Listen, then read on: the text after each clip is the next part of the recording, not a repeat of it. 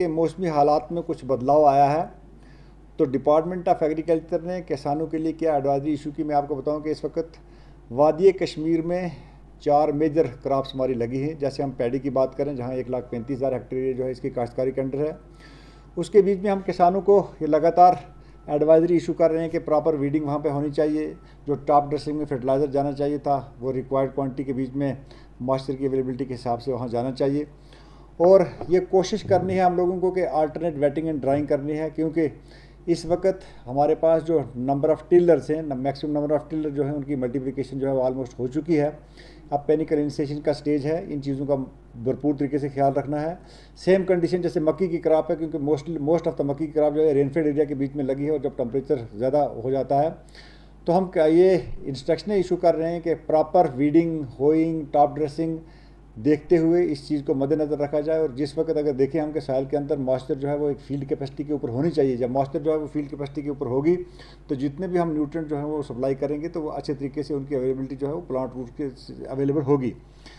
और ख़ासकर जो जहाँ पर सब्जियों की काश्तकारी हो रही है कि सब्जियों के बीच में लाइट एंड फ्रीक्वेंट इरीगेशन, लेकिन दिन को सब्जियों के बीच में पानी नहीं देना है। जब 4-5 बजे के बाद सूरज जो है थोड़ा सा टेम्परेचर जो है वो डाउन हो जाए, शाम के वक्त पानी दें ताकि इवेपोरेट ट्रांसपोरेशन लॉसेज जो हैं उससे ज़्यादा उनको रोका जा सके और पानी का ज़्यादा नुकसान ना हो। इसी लिहाज से जो हमारी दूसरी पल्सेस की क्रॉप लगी हैं, जो और क्रॉप्स लगी हैं, जिन 4 चीज़ों का मैंने मेजर जिक्र किया, और ख़ासकर जो हमारी फ्रूट की क्रॉप्स भी हैं जहाँ कहीं पर भी लगी हैं, क्लीन कल्टीवेशन, क्योंकि हम वक्तन फ़वक्तन की एडवाइजरी तमाम क्रॉप्स के लिए अपनी यूनिवर्सिटी से जो एडवाइजरी आती है उसको हमारी एक्सटेंशन एजेंसी जो है वो फील्ड में किसानों को ले जाते हैं। तो तमाम क्रॉप्स हों, चाहे वो एग्रीकल्चर क्रॉप्स हों, हार्टिकल्चर क्रॉप्स हों, तो उसके लिए बाज़ाब्तगी से और कोशिश ये की जा रही है कि विद इन डिस्ट्रिक्ट कि जितने भी हमारे डिस्ट्रिक्ट हेड्स हैं उनको इस बात के लिए